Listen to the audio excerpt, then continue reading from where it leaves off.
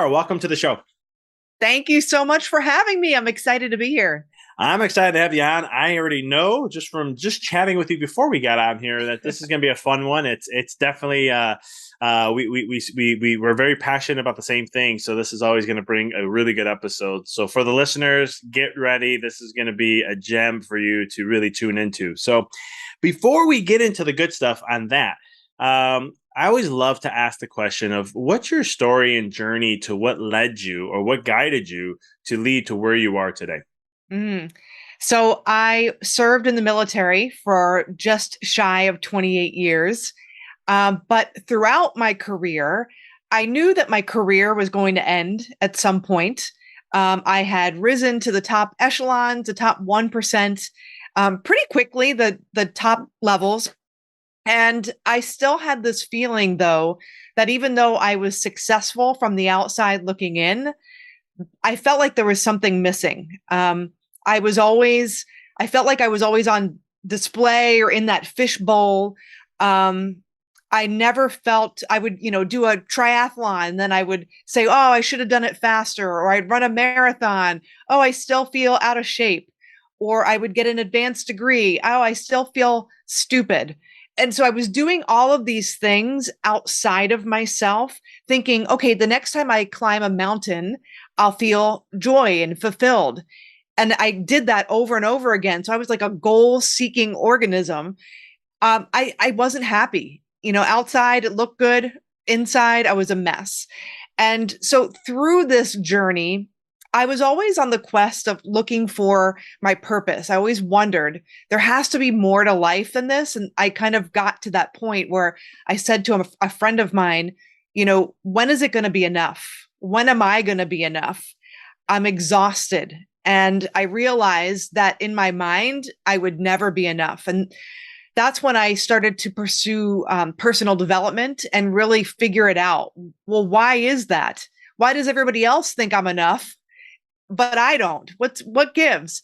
And so I started studying yoga, and I got into yoga teacher training.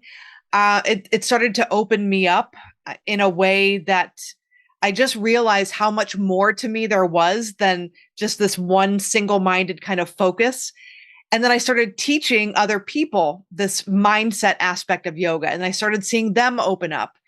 And one day I just said, gosh, if I could bottle this up in some sort of a curriculum, it's helped me so much. I want to help other people.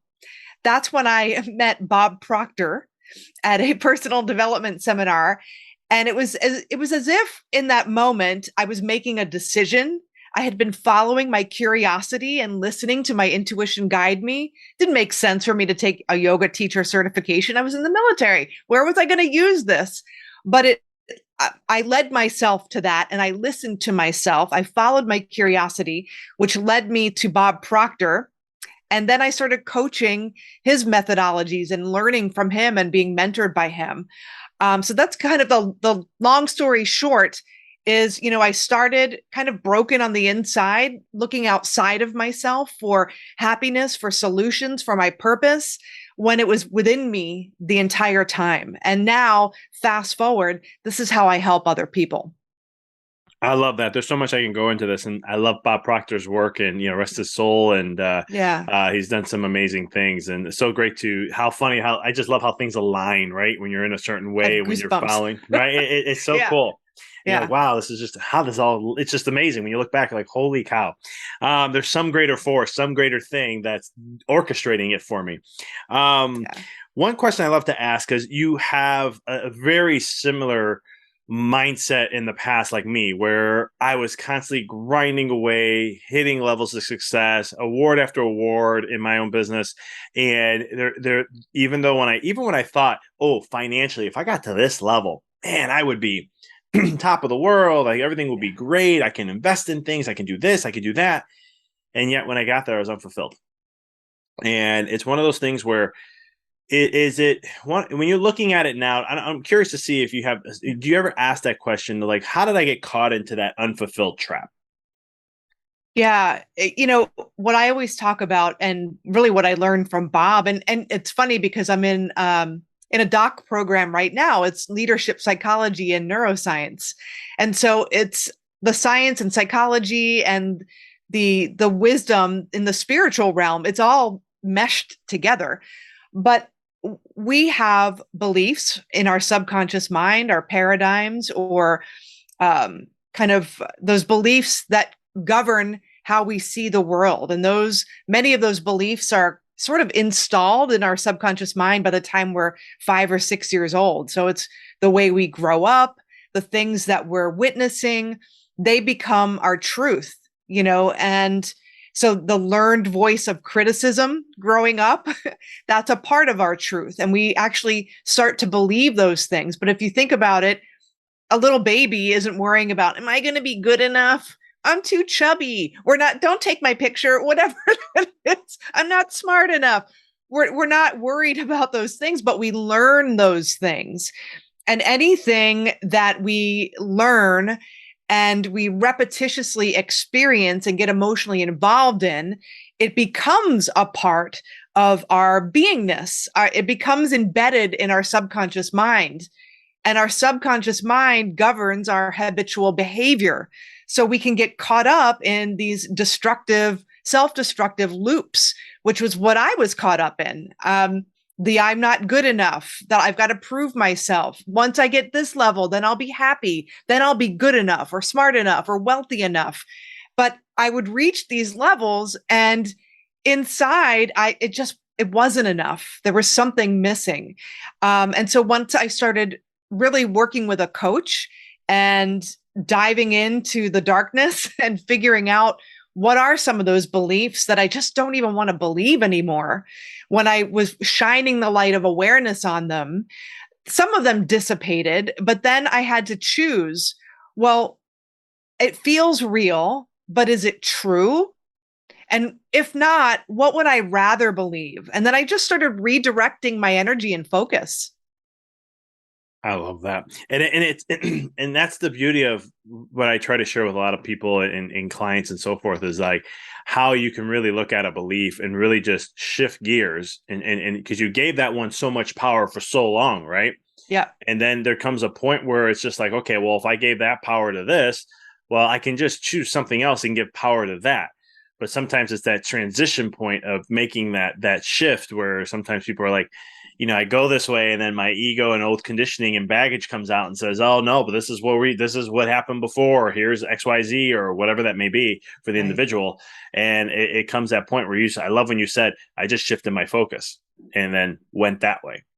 Yeah, we diffuse our focus sometimes, well, without even realizing it, because these beliefs are governing our subconscious mind. And they say like 96, 98% of our behavior is habitual. And so that's who's running the show or what's running the show. It's our subconscious beliefs. But we have a little window of opportunity to say, hey, wait a minute.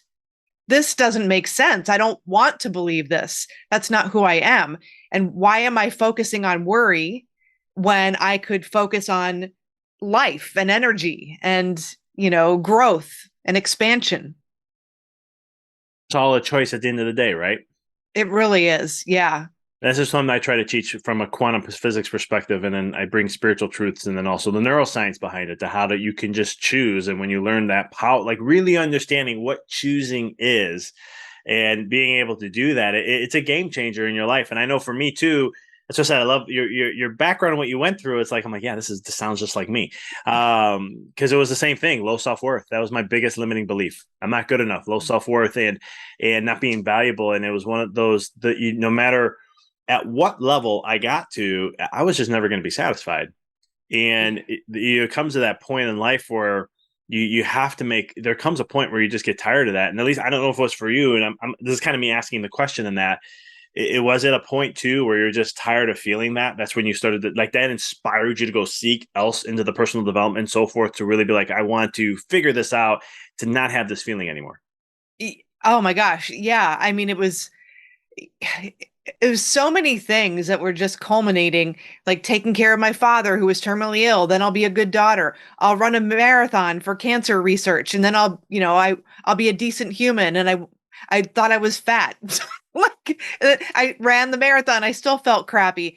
I was mentally, emotionally, physically putting myself through all these hurdles, abusing myself.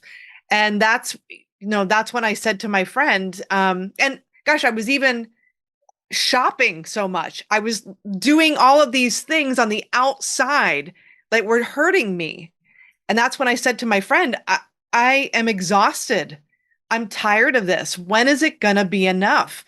And up until that point, even if even if Proctor showed up in my life, I wouldn't have been ready for it.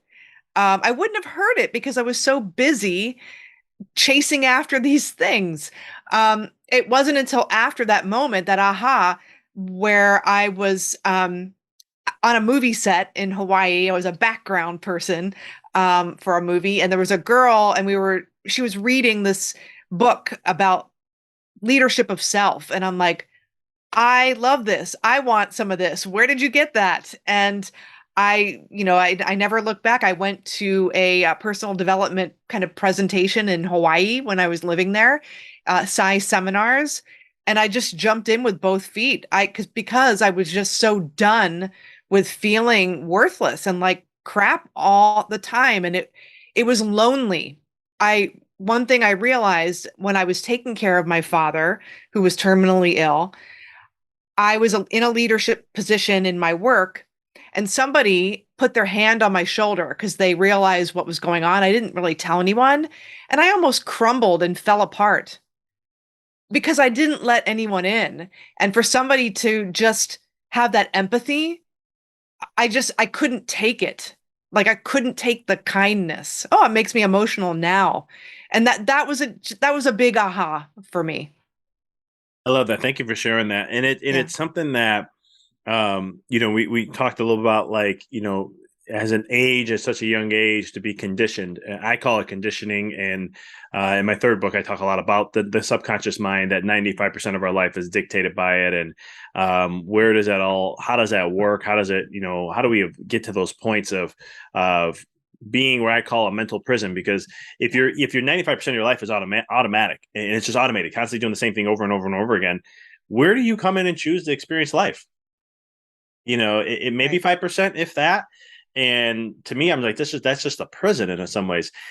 What are some things that, we talked about some limiting beliefs and beliefs and so forth. And what are some ways that people break out of this pattern, to what I call, in a sense, like an awaken, to realize, oh my goodness, well, I can actually choose and choose my life, actually be Yeah. creating the life I want to have, rather than being stuck into traditional, concepts, or just what my identity, small I, versus my identity, capital I, is. How can they start that journey?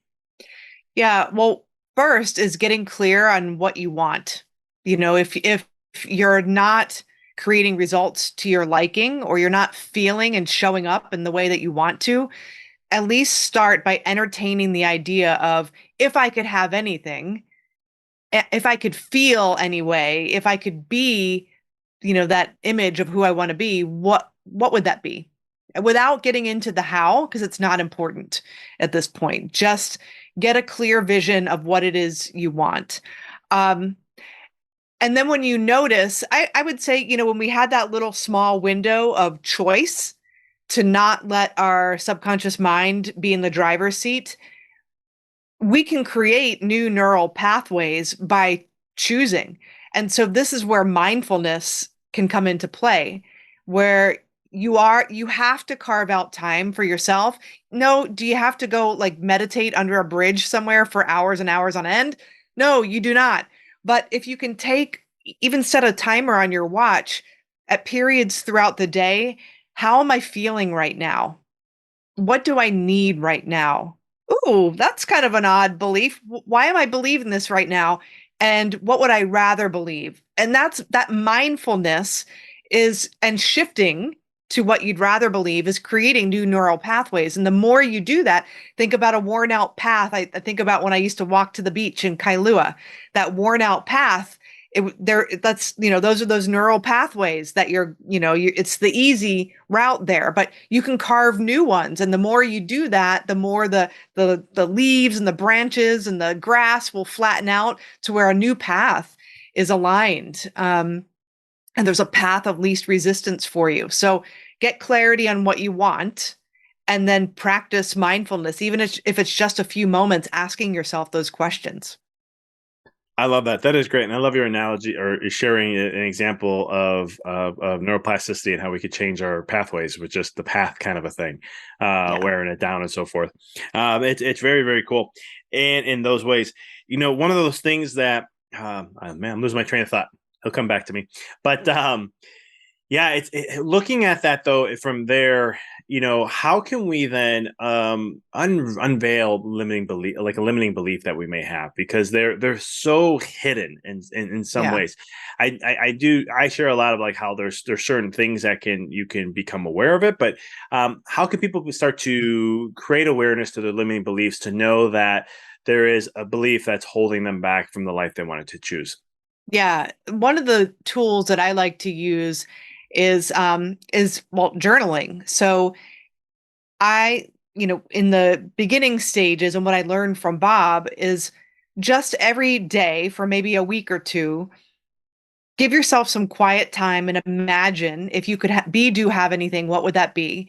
And just sort of write a shopping list of those things, those identities, those opportunities, those life experiences without judgment, without getting into the how. But also, as you're doing that, be aware of that voice of dissent, right? That's chiming in. Or how are you going to do that? Or you don't have the money for that. Money doesn't grow on trees. We don't have entrepreneurs in our family. So those are paradigms. Those are your limiting beliefs. So start to just notice them and write them down. I love that Keegan and Leahy, they were professors at Harvard. They talk about immunity to change, which is what we're talking about here. And so we have these ideas of things that we want to be, do, or have, but then, like you're saying, we have competing commitments. You know, I want I want to be a millionaire, but secretly I have a commitment to playing not to lose, or I have a so uncovering those, then you can make a choice. Then you can kind of start to test those assumptions in small ways, and build up evidence to support a new paradigm. I love that. It's so um I love when you bring up the whole like inner voice kind of thing, the inner critic, where you set a goal. Let's say you want to be a millionaire, and then you get that little voice coming in, or there's like it's just like as soon as you say it, you're like really excited, and all of a sudden there comes it just sneaks up behind you, and it's like, yep, this is yeah, okay. We look at the past, look at this, look at that, and it's always Yeah. um and then I always tell people that's not really your voice, that's someone else's voice who you've been conditioned by, or you've taken that belief. And it could be repetitiveness over time too, but I've always, sometimes there's things I would say to myself when I went through my own inner journey, and it would be like, I don't talk like that. That's not how I would say that about myself. And then I started looking, and I started doing this backward journey, and all of a sudden I'm going, that's not my voice at all. That's not even how I use things. That's so and so. Or it could have been Yeah. my dad saying something to me, or it could have been my mom or a family, someone who of his authority that I have respect for and trusted. Mhm. And I was just like, that's so interesting how it's their words, the way they say it, even their tone, Yeah. which was Yes. interesting, would come through. And I just be like, and it sounds like you, so you think it's you. But then when you start doing this work and starting to do that kind of stuff, it's amazing how you can shift that around and turn it around. Yeah. And I love, that you're bringing other people's voices into it, because as we start to shift and evolve in our thinking, you might notice that those voices literally get louder from those people who you're surrounding yourself with. And sometimes, well, it's because of their own paradigms that they're chiming in, their own fears, their own worries. And sometimes it's people that are the closest to us, who love us the most, who don't want to see us get hurt and don't understand what we're doing and don't understand that they can be, do, or have anything they want. There's really no limits other than our mind. Um, so yeah, I like that analogy. So when you're hearing those voices from other people, it's not you, it's their paradigm. It's not even them. So not taking it personally and not letting it weigh on you is huge. No, I love that. And so one of the things one of the conditionings I had to break down was, you talk about the be do have, which I love that principle so much. And I talk about something called the have do be trap. Mm-hmm. Because we're doing this. So it's when I first heard this when I was in chiropractic school, I was just like, oh, so that's how it's supposed to be. And then I started thinking about my life, and I'm like, oh my God, I've been doing the total opposite. And then I started to see how many people do the total opposite. And I started Mm-hmm. seeing the connections and the patterns in my own life, how I got conditioned that way. And then I started to see it in other people's. But one of the things is we're so caught up into the doing, especially for business and entrepreneurs. It's always about do, do, do, do, do, do. Yeah. And we're talking about the being aspect, and we're always looking outside ourselves instead of within. What is, how can you brought up mindfulness, and I think that might be a tool, but I want to ask you just a question. How can we start that journey to go in? First off, do we have the wisdom within? Do we have all that we need within? Do we have to look outside ourselves and to really achieve that life that we want to have? I think that there are requisite skills that we need to have to do some of the things that we want to do. But I really feel that the answers lie inside of ourselves. I mean, I am an advocate for education. However, there's a difference. When I first started coaching, I remember this was in 2017 when I retired and I started my business. And I asked my coach, hey, there's a doctorate program in X, Y, and Z. I think I might do it. And he said, are you doing it because you think you need it or because you want it? And at that time, it was like, oh, here I go again. The not good enough, right? I have everything I need. I've been teaching leadership for many, many years in the military. So I, I have that.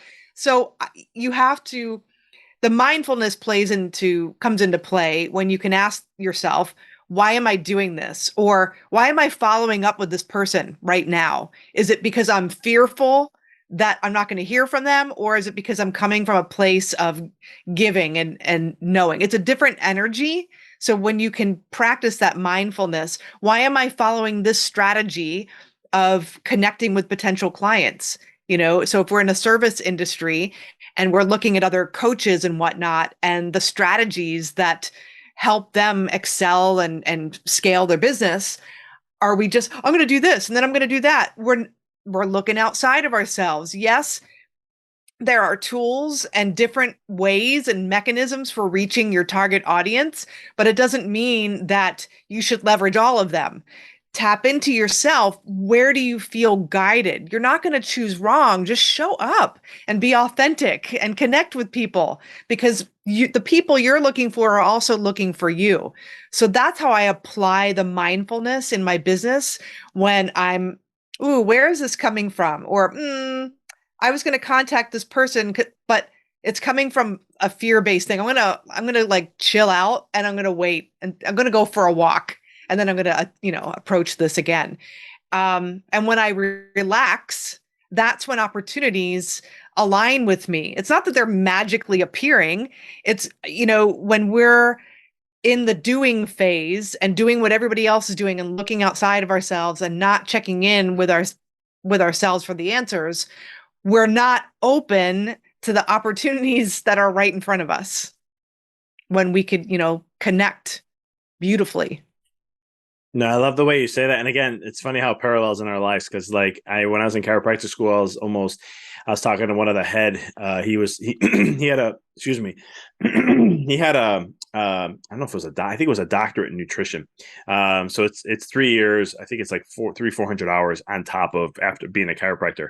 And I was talking to him, and I'm like, you know me, you know how I am. I love nutrition. Should I go get my certification in nutrition? It's like 160 hours or something. And he was like, no. He goes, you don't need it. And I was like, but because in my head I was like, I need that to show that I'm worthy. I need that to Yeah. show that I'm this. I need to do that for this. And he's like, he goes, it'll mess you up what you know about nutrition because you're advanced. You know more than that already. And I was like, Are you sure that's like, it's a program? He goes, I went through it all. I've been to the highest level of it. He goes, the way you see nutrition is big picture, and that's how you want to approach it. You're not going to do that when you go through that. And so I was like, interesting. And that was like one clue that the universe, or whatever you want to call it, was kind of telling me, don't have to do that. But I was always that way myself, looking at what's the next thing to do, what's the next system to follow, what's the next thing to be, or Yep. the do to get to that level. And it took quite some time to break away. But you brought up something that I really liked is that, and I try to emphasize this so much. If it's not coming to you, take a break. Go for a walk, Yep. unwind. Don't think that unwindingness though is going to solve it and give you the answer. Just go do it anyhow, just to reset yourself. And if it comes, it comes. And if it doesn't, eventually it will. Just got to keep giving yourself that reset. Yeah, it's the moments where most people have their ahas is when they're relaxed. I mean I can and there's science and psychology behind that. When we are in the grind and laser focused on something, in order to tap it, and our analytical mind, our intellect, those are gifts for us to leverage and use. So I'm not saying don't leverage them, but we can get so caught up in that, and there's a ceiling. We can only go so far with that, and only so high with that. So broadening your focus and taking that walk, that helps you broaden your focus. And there's a thing called goal priming. So when you're like, this is what I want, this is what I'm working toward, your subconscious already knows. The unconscious mind already knows, it's in there, it's primed. So when you're relaxed and you're not even consciously moving toward your goal or your vision or that project completion or that idea, when you're relaxed, maybe something triggers that goal and an idea kind of emerges from it. So there's a part of our mind that we're not even leveraging and tapping into, and you can learn to do that. Yeah, it's so much. A lot of times I'll tell people about like the beingness and from an energy standpoint, from a vibe standpoint, from an emotion standpoint. Mm-hmm. And I always say, like, when you can get to that vibration, and I go, and you'll know when you're there, your body will tell you. There comes a point then when you get there, all of a sudden the ideas, people, circumstances they'll come into your life to help you get closer to what it is, that future self that you want to be, or the goal or the vision that you want to have, just from doing those kind of things. And so I love the idea. I love how you brought up goal priming with that and so forth. Yeah, oh, sorry. Yeah, No, no, go ahead. well, it's our job is to figure out what we want and not get so bogged down in the how, because we play small when we think we need to know how. I can't even tell you the number of times where, contracts were ending and then I had bills coming and I was like, oh, here we go. All right, universe, how are you going to make this work? And then I'm not even really on LinkedIn that much. I try to engage in it, and then I'll get a random message. Hey, would you like to collaborate, or would you like to work on this project? I'm like, sure. That came out of nowhere. And so it's when I relax and remember, hey, the universe has my back. I'm good. It so does. And there's something I wrote in my second book, I think it was, no, my first book. And it was one of those Yeah. things where I talked about how much does our mind really know? No matter how much you've studied in your life, you can give 100 years of studying, the amount of information that you don't know compared to what you know, the knowing is like 0.0000, I think it's 5 zeros and 1%, 1% of all the information that's out there and all the possibilities, that you can honestly see, the hows, in other words, Yeah. where the universe and everything else has 99+% that it sees other things. And it's that for me was an awakening moment, because I was like, all right, I'm gonna stop trying to control the hows. I'm not gonna say that this is the path. And I started to go to like, here's my vision, here's Yep. what I want to create for myself. Excuse me, I got crystal clear in this, and that's it. I'm leaving the rest of you, and whatever shows up shows up. And it's Yep. funny how certain things will come up, like you have, contracts are coming to an end, you got bills to pay, and there comes those fears and all these other things. And it's just like you just take a step, and when you can just let go of the resistance and just Mm-hmm. just accept what is, trust in it, have faith in yourself. Because I always say, when you have, and I still have this from time to time, where you get these fears that come up, but I always use a mantra to be like, if I have fear, that means I don't I don't have faith in myself, but more importantly, I don't have faith in God and the universe. And since it's always working for me, I just need to get out of the way. Yep. And it's funny because when you do that, random message out of nowhere, and you're like, holy cow, how the heck that happened? You know what? I don't even want to say how the heck it happened. Let's just go with that and so Yeah. forth. Yes. I love Uh, that. I can talk to you all day about these things. Um, Laura, how can people find you, follow you, what you're up to, and so much more? yeah. So if you go to stretchintosuccess.com, you can find me there. You can also go to ratracereboot.com. That's my podcast. And you can also find me on LinkedIn. I'd love to connect with you. Love it. And for all the listeners, I'll have all that in the show notes for you. Laura, thank you for being on, taking time to be with us here at the Mindful Experiment. I love your energy. I love your framework and mindset and everything that you do. It's very parallel to what I do, and I just love hearing that because there's more of that needs to be out there for the world. And I just appreciate you. Oh, thank you so much. It was such a pleasure. And I look forward to connecting with you again.